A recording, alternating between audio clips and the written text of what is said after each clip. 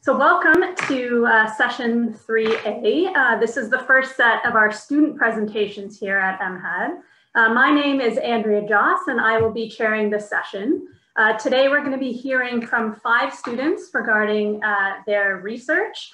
And then at the end of the session will end with a presentation from Dr. Anastasia Alexandrova from Natan. So as you can see on the slide, these are the 5 presenters that will present in the session, and congrats to all of them for having their abstracts chosen. Due to time, we are going to get started as soon as possible, and each presenter has 5 minutes, so 3 minutes for a presentation and 2 minutes for questions. Please put your questions in the Q&A. So with that, I'm going to stop my share, and I will let Peter take it away.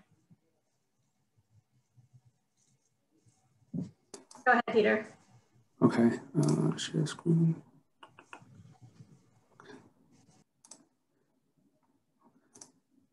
I don't know if you guys can see my screen. Good? Yeah, looks great. Okay, yeah, so my name is Peter, and I'm a postdoc in the Glentie lab at the NIH. And today I'm going to be showing some of the work from my lab titled Postnatal Development of a Unified Myofibrillary Matrix in the Cardiac Muscles of Mice. So before I begin, I would like to briefly note, the basic function of the heart, which is to provide O2 to peripheral tissues. And in order to do this efficiently, the cardiac muscles must constantly contract. Recently, work from our lab showed that the sarcomeres within cardiac muscles constantly branch in adult mice to form a unified structure across the entire cell, right? Providing the capacity for both longitudinal and lateral force transmission. Now, how these contractile networks are formed during postnatal development remains unclear. So for this project, we wanted to see these networks across development, so from birth through maturation, and we used EM to obtain high resolution images, and then we went ahead and traced the myofibrillary networks throughout the entire cell, as shown in this video here. So here is the 3D reconstruction of the myofibrillary matrix at birth, as shown on the left, and from a mature cardiac muscle, as shown on the right. And as you can see in these animations, the different colors represent different myofibrillar segments that sort of compose a unified structure. And as I show you guys through the Z-axis, you get a sense of the sheer frequency of these branching events by the changing in colors. So I'd just like to reiterate again that this is all one structure, and I'm just using different colors to represent different segments of this one structure here, yeah. So next, we wanted to sort of quantify the frequency of these branching events. So here's an example of a single event where you have within the sarcomere region a splitting event, as shown here. And also you can have multi-events within the sarcomere length region. So this is a zoomed in section, right? And here you can see one event and another event here, right before the Z-disc. So then we collected data at birth, 1 week, 2 weeks, and 42 days. And here are just a few descriptives of these data sets. And here just the data itself. So on the y-axis is the percentage of sarcomere branches. And on the x-axis, we have the 4 different time points. So at birth, 1 week, 2 weeks, and 42 days. And each of the smaller shaped symbols in the background represents data from a single myofibril. So at birth, 57% of the sarcomeres had a branching event. And at 1 week, you get a slight increase with 64%, and then going down progressively. So about 50% of the sarcomeres at P14 that we assessed had a branching event, and 27% of the sarcomeres at P42 had a branching event. So the main takeaway here is that the myofibrillary matrix is present at birth and is maintained through maturation, and the frequency of these branching events varies across development. And yeah, so last but not least, I want to thank everyone who made this work possible, and particularly Dr. Brian Natan, my research mentor, and Dr. Yuho Kim, who is now at UMass. Thank you.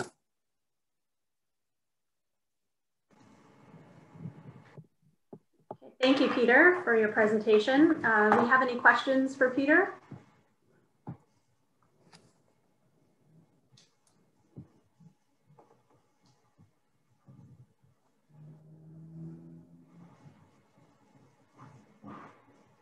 Let me check the Q&A here.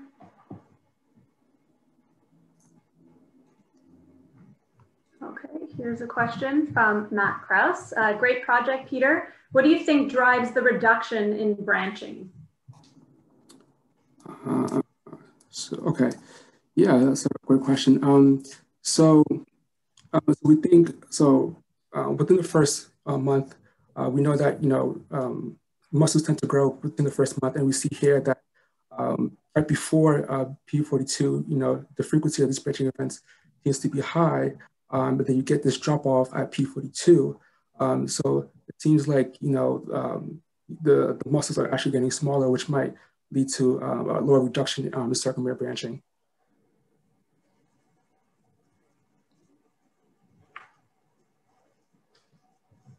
All right. Thank you, Peter. And Matt says thanks for that. All right, if there are no additional questions then for Peter, thank you very much, Peter. It was a great presentation. We will move on to the next presenter. Our next presenter is Sophie. And Sophie's from the University of Birmingham. Sophie, hi. Please share your screen. Yeah. Is that okay? Yep, looks great. Cool, so thank you very much and hello, my name is Sophie Allen and I am a final year PhD student at the University of Birmingham working with Dr. Lee Breen. My talk today will focus on our recent study investigating the use of ex vivo human serum from young and old donors to create an in vitro model of aging. Currently, there is no physiologically relevant in vitro model of muscle atrophy. Previous models looking at muscle atrophy have utilised TNF-alpha and dexamethasone treatment. However, due to the typically high doses used, it may not be physiologically relevant. Recent work has shown that ex vivo human serum or plasma can be used to condition C2C12 skeletal muscle cells.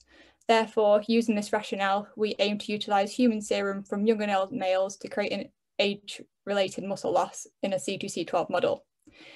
Here, we condition C2C12 skeletal muscle cells with 10% ex vivo human serum from young and old males for a duration of 24 hours to investigate myotube diameter here, and 4 hours with and without the addition of leucine to investigate the anabolic response. After a 24-hour treatment, we showed that myotube diameter decreases by 84% in myotubes treated with serum from old in comparison to young males and 20% in comparison to untreated controls. The myotube diameter of young treated myotubes increased by 48% compared to the controls. The representative image to the right here shows the myotubes from each condition with the merged channels at the top, a stain for desmin in the middle, which is a stain for myotube structure, and DAPI at the bottom, which is a stain for nuclei. After 4 hours of conditioning, basal muscle protein synthesis, measured through the incorporation of puromycin, shown from the Western blot here, was 32% lower in myotubes treated with old in comparison to young serum. And in response to the addition of leucine, muscle protein synthesis increased by 25% alongside the phosphorylation of several anabolic markers, including P70X6 kinase and AKT in the young donor condition only. In contrast, a blunted response to leucine was shown in myotubes conditioned with the old donor serum. This supports in vivo evidence, which suggests that older individuals have reduced muscle sensitivity to protein ingestion. Despite this change in muscle protein synthesis, we saw no changes in muscle protein breakdown between groups. To conclude, here we show an aging effect in which myotubes treated with old serum induced myotube atrophy and the anabolic response to leucine was impaired. This model provides a useful tool for the investigation of mechanisms and countermeasures to combat age-related sarcopenia. And if you're interested and would like to hear more, the article has recently been accepted and available online in an article in press at the American Journal of Physiology, Cell Physiology. And last but not least, I'd like to thank members of the Breen Lab who have helped with this work and the organisers of this conference for the opportunity to speak.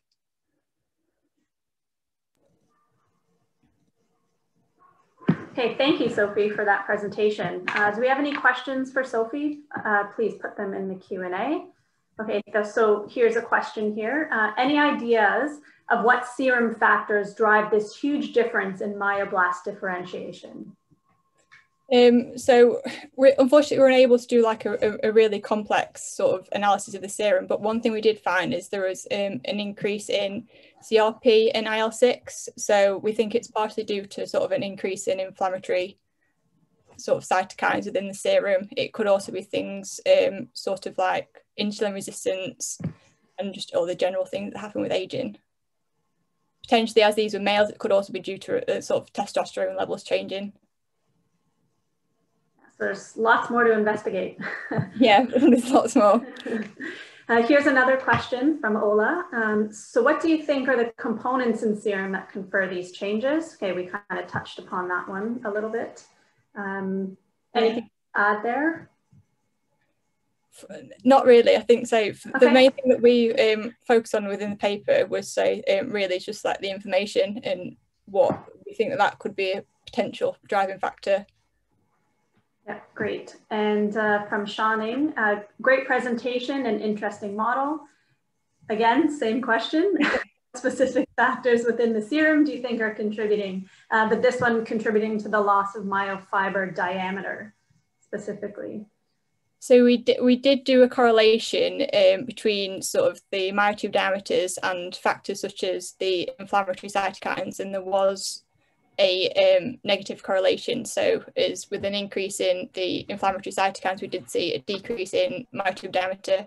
However, this is only 4 participants, so we used 4 male participants from young and old conditions and then repeated the cell work 3 times. So we sort of had biological replicas and technical replicas, but because of the small numbers per groups, it's difficult to obviously draw sort of conclusions with the correlations because obviously they're very small groups. But that was one of the main things that we thought of in analysis. Great. All right, thank you, Sophie. Those are the questions that we have in the Q&A, and it's 5 minutes, so the time is up. So you can stop sharing screen and we will get to the next presenter, which is Katherine Bellissimo from York. So hey, Kat, you can share your screen. Can everyone see this okay? Okay, perfect. So I'm going to jump right in. Duchenne muscular dystrophy, or DMD, is a severe progressive muscle wasting disease that affects 1 in 35 live male births. And it's a result of an X-linked recessive mutation, resulting in the loss of the protein dystrophin. Now, this disease currently has limited treatment options. So it's so there's a need to definitely look at secondary dysfunctions within the disease in order to improve these individuals' lives. One such dysfunction is mitochondrial. Now, creatine in the mitochondria functions in 2 roles using this enzyme, mitochondrial creatine kinase. Now, the first role it plays is that it accelerates mitochondrial ATP synthesis by increasing ADP cycling, as well as it aids ADP in attenuating ROS.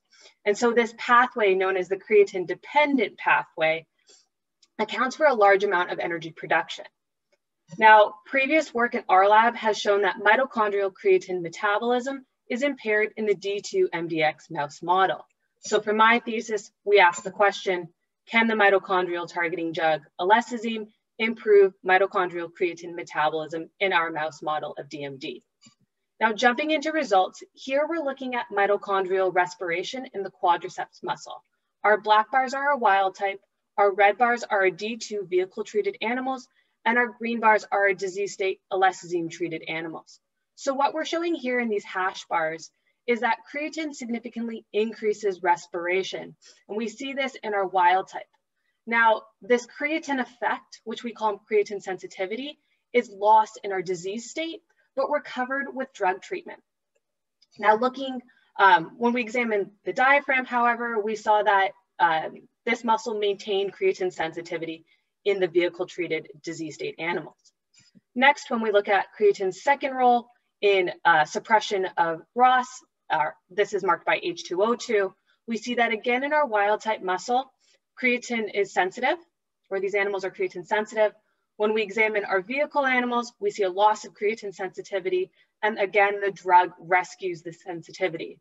We saw similar effects in the diaphragm, so overall, the drug improved creatine sensitivity. Now, these improvements also happen in parallel to improvements to muscle damage markers, such as serum creatine kinase, as well as some markers of muscle function and muscle health. However, we didn't see improvements to muscle histology or other measures of muscle function. So in conclusion, mitochondrial creatine metabolism is impaired in D2 MDX mice. Short-term treatment with alexithymine rescues mitochondrial creatine sensitivity and markers of muscle health and function. And these findings suggest that the mitochondria might be a novel therapeutic target in the treatment of DMD. At this time, I'd like to thank everybody for listening, and I'll take any questions.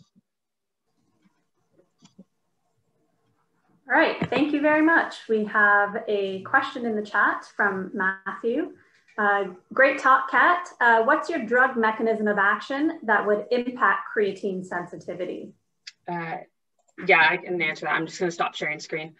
So the drug is, sorry, insulin sensitivity was the last part? Creatine sensitivity. So that's a really interesting idea. So the drug is a cholesterol-like compound. And so how it actually is improving creatine sensitivity, we think is more so that it's creating an anti-inflammatory effect that's reducing oxidative damage to the mitochondrial creatine kinase enzyme. And so actually what I'm doing in the lab right now is actually looking at the redox status of this enzyme to see if the drug improved it, and is that our improvement of creatine sensitivity. Okay, great. Here's another question. Any difference in fiber type in the MDX versus excuse me, wild type that would be normalized by drug treatment? Yeah, so typically in these mouse models of DMD is you see a shift to an oxidative phenotype. In the quadricep, thanks to our collaborators at Waterloo who performed fiber type analysis, I didn't have a chance to add it to this presentation based on time. We didn't see any strong changes in fiber type, both in the disease state and with drug treatment. So at this moment, the drug isn't changing and shifting to an oxidative phenotype, and that's why we're seeing creatine sensitivity. We think it's really an intrinsic change to the mitochondria. Okay, and one last question. Actually, there's two questions here. How do you explain the effects of some but not all measures of function like grip strength and running distance? Yeah, that's another really interesting question. So it could be some level of motor neuron function. The drug was developed for spinal muscle atrophy, so that's a motor neuron disease. There could be changes to how signals are sent to the muscle. Our maximal forces weren't really changed, but we saw some voluntary, like the grip strength being changed, or sorry, yeah, cage hang time. So I don't have a definite answer as to why some and not all. It's an interesting kind of thing that we saw, but no explanation at the moment. Okay, well, we have two other questions, but we're out of time. So if you can answer those in the chat afterwards. We'll move on to the next presenter. Thanks so much, Kat. So next presenter is Natan Texera De Rosa Jr. If you don't mind sharing your screen and starting us off the presentation. Okay, 1 minute, please.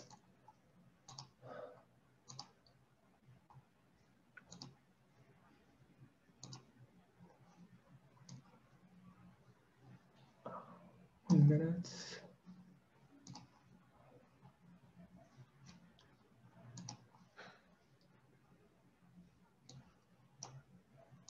Okay, can everyone see this? Yeah. Okay. So my name is Natan, and today I'm going to talk a little bit about my job here in Brazil at URGS that is named L-glutamine supplementation and regulates HSP70 expression and attenuates FOXO3A signaling pathway activation in hind limb immobilized rat skeletal muscle. And in general, we always can say that when we have any kind of limb mobilization or even skeletal muscle disuse, we have the activation of FOXO3A that is pretty well related to the muscle proteolysis. And another way, we have the increased of HSP70 that can regulate the FOXO3A as shown in the literature. Beside that, glutamine has been discussed in the literature as a molecule that might increase the expression of HSP70, and that might be mediating the inhibition of FOXO3A in mobilized limbs to mitigate the wasting of skeletal muscle while in disuse. So for that reason, we decided to we investigated the hypothesis that oral glutamine might upregulate HSP70 expression, which in turn might attenuate FOXO3A cell signaling in immobilized skeletal muscle. Here in our first results, I can bring this in this first table that the treatment with glutamine was able to prevent all alterations related to the levels of glutamine in all tissues that were analyzed here. We also can see here that the administration of glutamine was able to prevent the alterations in the levels of HSP70 and also the activation of FOXO3A, as you can see here. The same thing was seen also in the gastrocnemius muscle. And here we can see also that the treatment with glutamine was able to prevent alterations related to the muscle atrophy caused by immobilization. So in order to wrap up all this presentation, we can suggest here that glutamine supplementation can increase the activation and the expression of HSP70, which can inhibit the FOXO3A. And because of that, we can prevent the high levels of muscle proteolysis in muscles of the people that are immobilized or even in skeletal muscle disuse. So for now, I'd like to say thank you for all fundings, for all agencies that funding this project in Brazil, and also for Muscle Health Research Center and all collaborators that are really represented by these pictures. And that's it.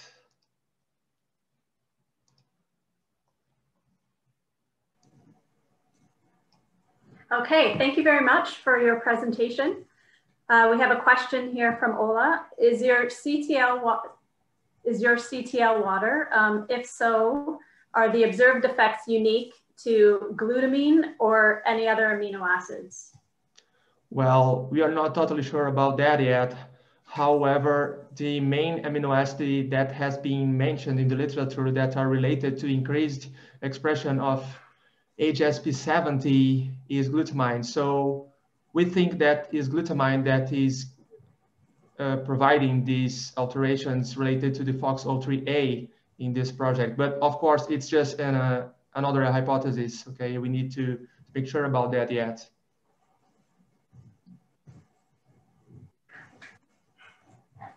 Any additional questions? What about the dosage of amino acids that you're talking about here? Can you comment on that, please? Yeah, let me try to show this here.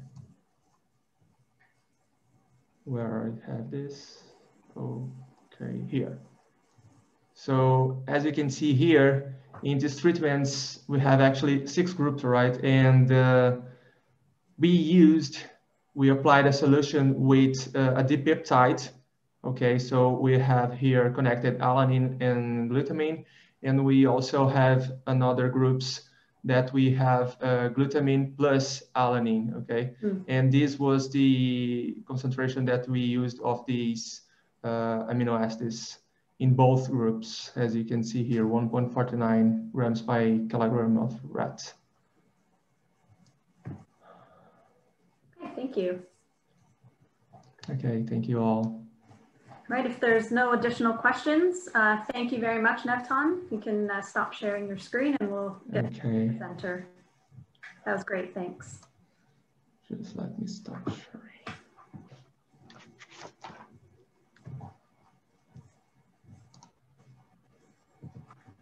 Okay, great. Rasmari, our last student presentation for this 3A session.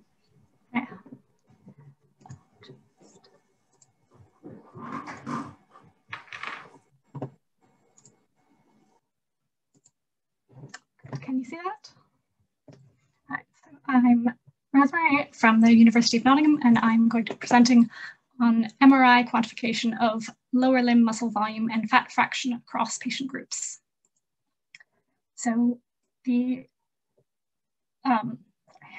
skeletal muscle atrophy is common in aging and various pathologies. DEXA is currently the most commonly used robust measure to quantify lean mass. However, MRI can provide more detailed analysis and flexibility in the approach to the data. So here we're investigating quantifying muscle volume and fat fractions of the lower limb using images from whole body MRI scans, specifically M-Dixon scans. We evaluate an automated analysis pipeline comparing results between subject groups, DEXA results, and manually drawn regions of interest. The automated pipeline is shown here, where we make a rough crop over the broad region of interest and use the water and fat images from the M-Dixon pushed through FSL's segmentation and then post-processed to generate muscle masks that yield muscle volume and are applied to fat fraction maps. The same MRI scans were collected in healthy controls, highly active older cyclists, patients with chronic obstructive pulmonary disease, COPD, or inflammatory bowel disease, IBD, as well as a post-COVID recovery group of patients. When comparing the automatically segmented results to a subset of volunteers that also received DEXA scans, correlations were good. As you can see on the left, the automatic segmentation was also highly correlated with manually drawn out muscle volumes on these same MRI images, as shown on the right here, in a smaller subset that I'm working on increasing of the number of hand-drawn comparisons we have.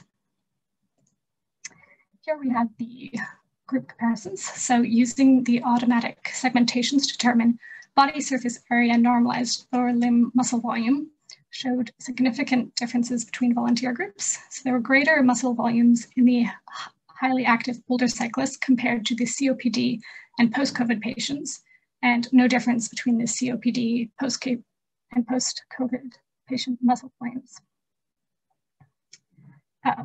The mean fat fractions also differed significantly across the groups.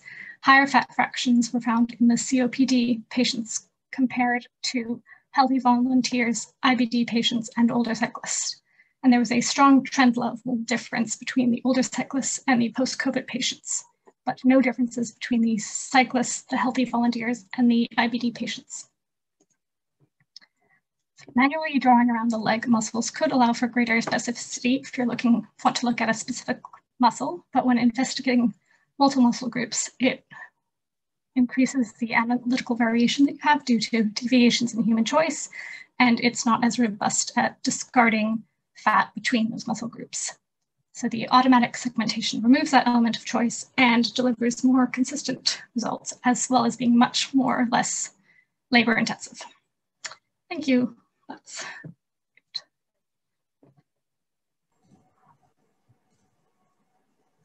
Okay, thank you, Rasmari, for your presentation. Do we have any questions?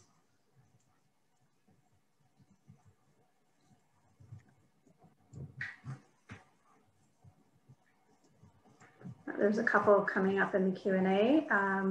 One from Paul Morgan here, some easy questions, as he says. What software do you use for automated fat fraction determination? And do you assess fat fraction on cross sections?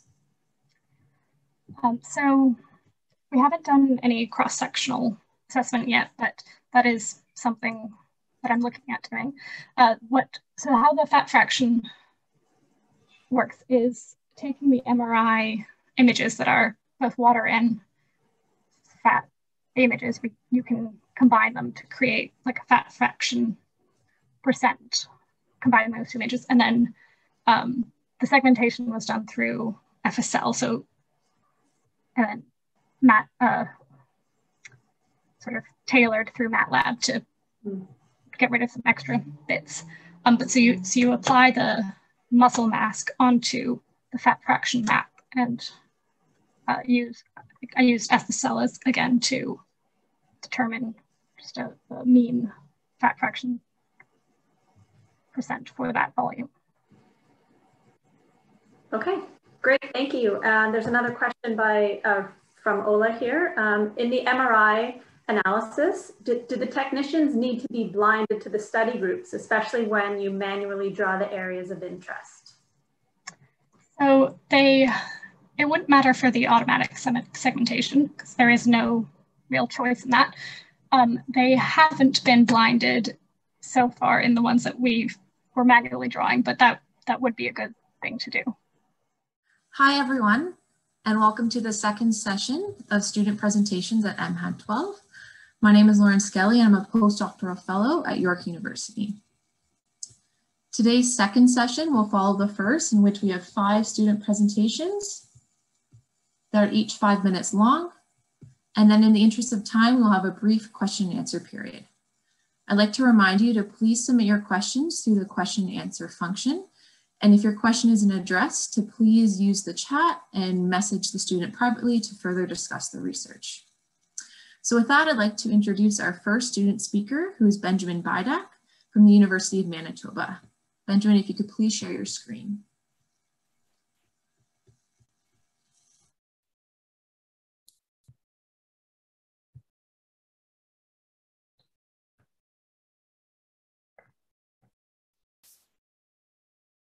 Okay, yes. So thank you for the introduction. Yes, today I'll be talking about the effects of differentiation and acute exercise on skeletal muscle-derived extracellular vesicles. And just before I begin, I'd just like to say thank you to the MHAD organizing committee for the chance to present our data today. So when we exercise, we know that skeletal muscle is contracting, and as it contracts, it can release proteins known as myokines, and these can travel in an endocrine manner through the bloodstream, and they can arrive at various distal tissues and organs throughout the body, inducing beneficial effects. One of the ways that they can travel through the bloodstream is by being packaged in extracellular vesicles, or EVs.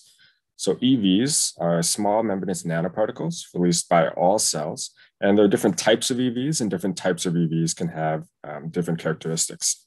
So for example, at the top here, we can see microvesicles. These will be roughly 100 to 1,000 nanometers in size and will largely contain membrane proteins. Whereas at the bottom, we have exosomes. These will be roughly 30 to 150 nanometers in size and can contain nucleic acids and proteins such as myokines. Now we know that as we exercise, myokine release increases. And we also know that after an acute bout of exercise, EVs in the plasma also increase. However, most literature looking at EVs after exercise is looking at plasma EVs. So what we wanted to do is isolate the effect of exercise on skeletal muscle-derived EVs. And so what we did here is we used a in vitro mouse model, and we first looked at C2C12 myoblasts and differentiated them into myotubes, and then we characterized the EVs. And what we found is that with skeletal muscle differentiation in myotubes, average EV size was smaller than their myoblast EV counterparts. And we also found that when looking at exosome markers and microvesicle markers, we looked at exosome markers shown here, TSG101, as well as ALEX, CD63, and CD81. These all were significantly lower in myotube EVs when compared to myoblast EVs. However, the microvesicle marker we measured, ARF6, was actually significantly increased in the myotube EVs when compared to myoblast EVs. With the myotubes, we had a control and a stim group in which we mimicked exercise, and then we again isolated EVs and characterized them. And we found that with acute stimulation, there was no effect on EV characteristics. So the control and stim groups did not change in average EV size, exosome markers, or microvesicle markers. And then we took these control and stim EVs and we co-cultured them with C2C12 myoblasts. And we found that the treated myoblasts, there was no difference between control and stim EV treatment in regards to mitochondrial content as measured by mitotracker staining. However, in our treatment, we had an EV depleted condition that showed significantly reduced cell count after 48 and 72 hours. And with that, I'd just like to say thank you to my supervisor, Dr. Salim, as well as everyone in the Salim lab and our collaborators on the project. Thank you. Thank you, Benjamin. We will now take questions in the question and answer function.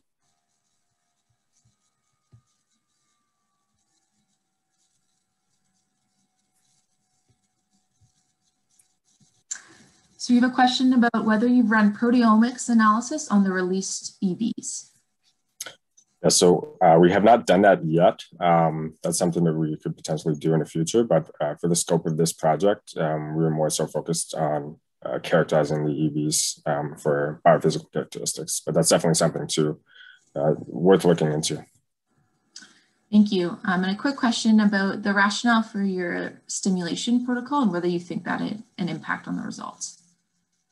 In terms of the rationale is based on previous work done with basically stimulating myotubes in general.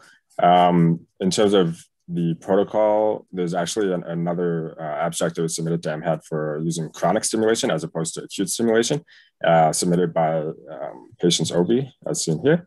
And she did see that there was differences in EV characteristics after chronic stimulation, so potential effects there, yeah. Oh, that's great. That's interesting. Thank you for letting us know that. You have one more question in the question answer function, then I'll ask you to answer directly. And in the time, we'll move on to our next speaker. Thank you, Benjamin. Thank you. So our second student speaker is Dylan Yan Chung from the University of Windsor. Dylan, could you please share your screen? There we go. Should be up now. Okay, so thank you, Lauren, for the introduction. Good afternoon, everyone. As she said, my name is Dylan, and I'm a master's student working under the supervision of Dr. Matthew Chris from the University of Windsor. My project is titled The Effect of Exercise Following Skeletal Muscle Injury on Fiber Type Composition. So the aim of my project was to better understand the effect that exercise shortly following injury had on the reestablishment of fiber type in adult skeletal muscle. I was interested in the question because having an active lifestyle and exercising regularly, injuries, more specifically muscle strains, may be inevitable. And for some people, the injury may be severe enough that it impairs their ability to stay active. This is usually accompanied by the question, when is the best time to get back to my normal routine and get back to being active? The interplay between exercise during the regeneration process and the reestablishment of fiber type, however, is largely unknown. And skeletal muscle regeneration appears to be a time of higher malleability in adult skeletal muscle. Fiber type composition can also be influenced by the type of exercise that we're engaged in. Relevant to my project, endurance exercise training has been shown to be able to induce a shift in fiber type composition towards a more oxidative phenotype, though a lot of the literature has shown that that shift is limited to type 2s. I hypothesized that endurance activity shortly following injury would induce a shift towards a more oxidative phenotype, and what that would look like would be an increase in the percentage of type 1 fibers. To test that, I compared the fiber type composition of the tibialis anterior, plantaris, and soleus of mice that were exercised 4 times per week for 2 weeks against sedentary counterparts. And for simplicity, I'm only including the 14 and 50-day injury time points, post-injury time points, 14 days post-injury being the end of that 2 weeks of exercise training. What we observed after the 8 exercise sessions was there were no significant differences in type 1 fiber positive area observed in the TA, plantaris, or soleus of the injured and exercised mice. And after 36 additional days of sedentary behavior, all those differences returned to baseline. Interestingly, however, we did observe that in the soleus, there was a statistically significant increase in the type 2AX hybrid fiber positive area, which suggests that there was a shifting in fiber type composition in the soleus, but it's not clear which direction those fibers were transitioning, whether it's from type 2s to the hybrid or type 2X to the hybrid. And again, following 36 days of sedentary behavior, those increased type 2AX positive fiber area returned to baseline. So what does that all mean? There's no clear advantage to an immediate return to exercise, particularly in this case, endurance exercise training. And the changes that were observed were lost after returning to sedentary behavior. It also indicates that skeletal muscle may not be as malleable during the regeneration process as we thought, and a general prescription of when to return to exercise following an injury may not be possible. And it's more likely that the return to exercise is dependent on the severity of injury and the specific muscles injured.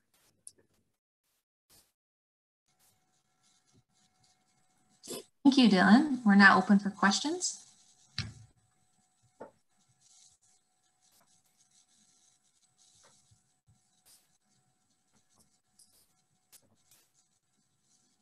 So why do you think there was differences between the muscle groups? What do you think? So what we think that the reason for that might be is that the TA and plantaris are both dorsiflexors, while the soleus is a plantar flexor. As well, the soleus is typically a slow twitch muscle, whereas the TA and plantaris are fast twitch. So in terms of the running protocol, they were running on a treadmill with an incline. So the soleus, being a plantar flexor, is more likely to be activated during those exercise bouts. Thank you. So I don't see any questions coming in. There may be some, so please check the chat box and we'll move on to our next speaker. Thank you, Dylan. Our third speaker of this session is Alexandra Pizlera from York University. Alexandra, please share your screen.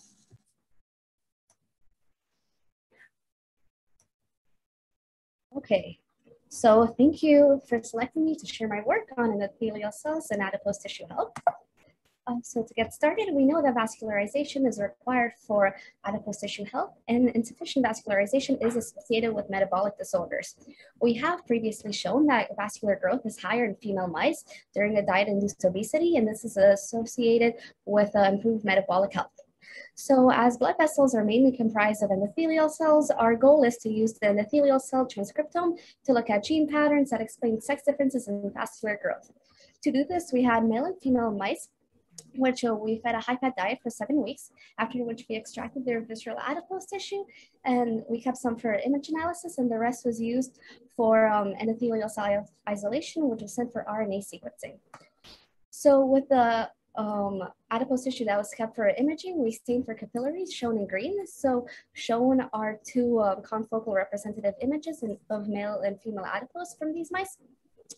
So we could see here that in these mice, the vascular area was higher in females compared to males. And this is similar to previous observations we have made, and it just confirms our previous results. Next, with the RNA sequencing from these endothelial cells, we wanted to identify the differentially expressed genes. So all the genes are shown here in this volcano plot, and we have a cutoff at 0.01 for the p-value. So all genes with a p-value under 0.01 are considered differentially expressed. So we have 1,281, pretty evenly distributed between males and females. So with these differentially expressed genes, we inputted them into the bioinformatic tool, David, to identify the biological process ontologies that these genes belong to and basically what they are responsible for. So these dot plots show the enriched ontologies, and you can see the fold enrichment on the x-axis, and the dots, the bigger the dot, the more the genes in that ontology, and the redder it is, the more significant it is. So you can see that the males have a more inflammatory it's a signature in the ontology, so you could see phagocytosis, immune system processes, and inflammatory response, chemotaxis, but females have a more cellular dynamic signature, such as DNA methylation, replication, nucleosome assembly. So to conclude, that these differentially enriched ontologies can help explain the differences that are seen in the vasculature of the adipose tissue that we have observed. In the males, the inflammatory signature can cause less vascular growth, therefore worse metabolic outcomes. And in the females, the cellular processes such as transcription, translation, and proliferation, that signature can lead to increased vascular density and therefore better metabolic health. Thank you. Thank you, Alexandra. We'll now take questions for Alexandra.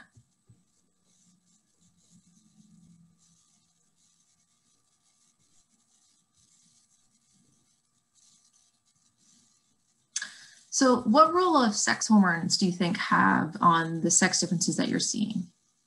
Yeah, sex hormones can definitely have influences for the vasculature and the endothelial cell proliferation. So they could definitely be a factor, but some studies have shown that there are intrinsic differences in endothelial cells in the absence of sex hormones. So it's really interesting to think about that too. Thanks. And do you think your results would be similar in an older cohort of mice? It does change by age. So not necessarily similar, but if these differences are intrinsic, they might be similar to the younger ones. Thank you. Thank you. And please check the chat and the question and answer in case some questions come through for you. So we'll move on to our fourth speaker, who is Madhavi Fumiyamoto from the University of Ottawa. If you could please share your screen.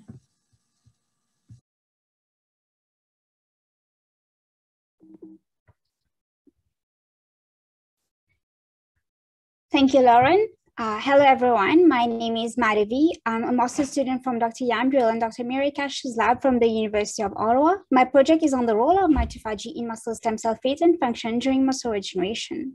So muscle regeneration relies on a unique population of resident stem cells, termed muscle stem cells.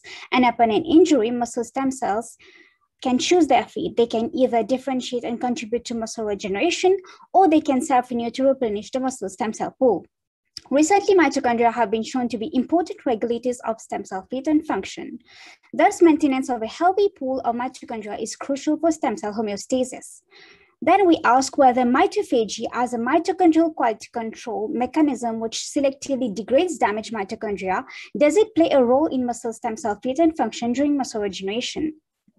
So first, we assess the changes in mitophagy in response to muscle injury in muscle stem cells using a mitophagy reporter mice, MitoQC, which allows the assessment of mitophagy for the quantification of mitolysosomes. So here we isolated in vitro single myofiber cultures at different time points. And here we show that mitophagy is active in quiescent and self-renewing muscle stem cells. To support these data, we process free transcriptomic data sets from geodata sets, comparing fixed muscle stem cells, quiescent stem cells versus activated muscle stem cells. And here we show that the mitophagy genes PINK1 and PARK2 are expressed in quiescent muscle stem cells. So next, we use a knockout of these two mitophagy genes, PINK1 and PARKin, to evaluate the effect of loss of PINK1 PARKin mediated mitophagy on muscle regeneration. So here we use a cardiotoxin injury model on the tibialis anterior muscle. So here, after 3 cycles of injury, we observe that the PINK1 knockout muscle fibers are significantly smaller than the wild-type muscle fibers. This was similarly observed in the PARKin knockout mice after a single injury, where we see smaller muscle fibers as well compared to the control. This suggests that there's an impairment in muscle regeneration with loss of PINK1 PARKin mediated mitophagy.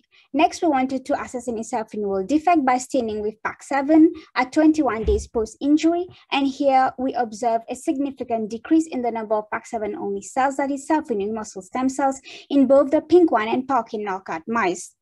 This was consistent with our in vitro single myofiber cultures from PINK1 and PARKin knockout mice, which shows again significant decrease in the number of self-renewing muscle stem cell, therefore suggesting an impairment in muscle stem cell renewal, both in vivo and in vitro. Altogether, our data show that mitophagy is relatively active in quiescent and self-renewing muscle stem cells to possibly preserve the mitochondrial profile of stemness in muscle stem cells.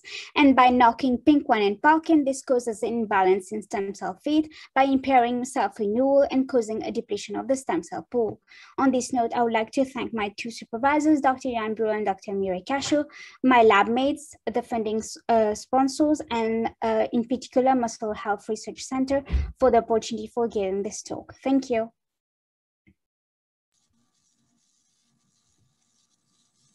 Thank you, Madhavi. We will now take questions. So we have a question from Sean. It says, great presentation and very interesting work. Is the PINK PARKin knockout specific to the satellite cells, muscle, or both? The PINK1 knockout is actually a whole body knockout, which actually we saw a depletion of the stem cell pool upon the first injury, but in the muscle regeneration, we see after 3 cycles of injury. But the PARKin knockout is actually a muscle-specific knockout, which only upon a single injury, we see a depletion of the stem cell pool and an impairment in muscle regeneration. So it was more drastic with the muscle-specific knockout. Thank you. And Sean says, thank you. Thank you. Thank you for your explanation. We have one more question. Do you think that mTOR signaling could have a role in satellite cell mitophagy? I would say definitely yes. It would be interesting to look into it because mitophagy and mitochondrial biogenesis are very tightly controlled. So, and mitochondrial biogenesis is related to mTOR. I would say it could be involved in there. So it would be interesting to see that. Great, thanks for your presentation, and we'll move on to our last speaker. Thank you. So our final student presentation today is by Donald Zudi from McMaster University. Donald, please share your screen. Thank you, Lauren.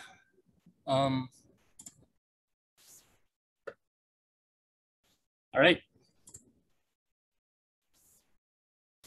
Okay, thank you everyone. Hello, my name is Donald. I'm a master's student in the Tarnopolsky lab, and today my short talk is titled Exosome Differences in Plasma and Muscle of Old Participants Following a 12-Week Resistance Training Program. Okay, sorry. Briefly, sarcopenia is the age-related,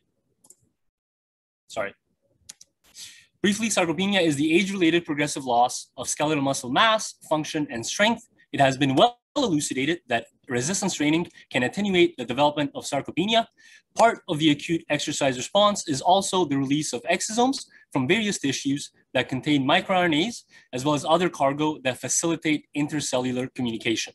However, the response to a prolonged training in elderly individuals is not well understood. Therefore, in order to test this, we recruited 30 old participants that underwent a 12-week resistance training program where we looked at exosomal markers in plasma as well as in skeletal muscle before and after training. Healthy young controls were used for comparison of baseline measures. Our first set of results is the characterization of exosomes that were isolated through size exclusion chromatography, and we did so using Western blotting, where we show that our sec isolates are devoid of contaminants such as albumin and calreticulin, and then we show the expression of canonical exosomal markers labeled here.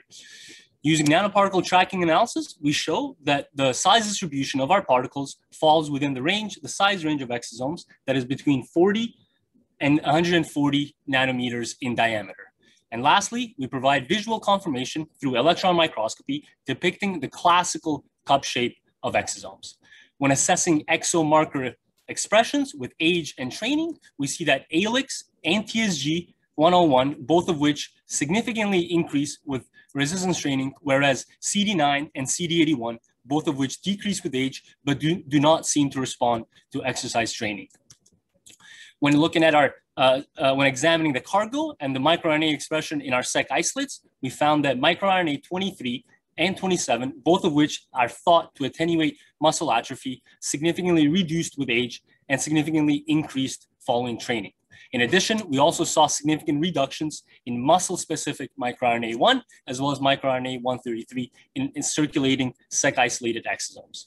In skeletal muscle tissue specifically, we see age-related increases in proteins that are involved with cargo sorting, as well as exosomal release, such as proteins such as dicer, exportin 5, and ALEX, all three of which further increased following training. And lastly, in conclusion, we're the first study to show that potential exosome subpopulations that respond differentially to exercise and age, we have evidence to suggest that our sec-isolated exosomes may carry microRNAs that are thought to attenuate muscle atrophy by inhibiting MRF1 and estrogen. And lastly, we have data to suggest that aged muscle upregulates microRNA biogenesis pathway that continues to increase following training. I want to thank my lab as well as the organizing committee for allowing me to present my data. Thank you, Donald. All right, thank you. I'll take questions for Donald.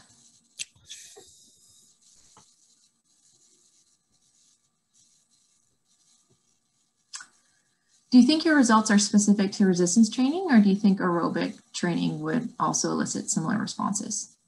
It's been shown in the literature, and we have data in our lab that aerobic exercise also elicits a response to exosomal release.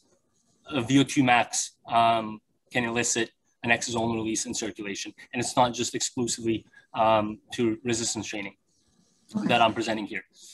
Okay. And how about if the younger cohort performed resistance training? Would you expect some of the measures to respond that you didn't see respond in the older cohort? There definitely could be differences in age with the response. In the project that I presented today, our young participants did not go through the resistance training program, but we do have unpublished data from our lab suggesting that there is differences based on age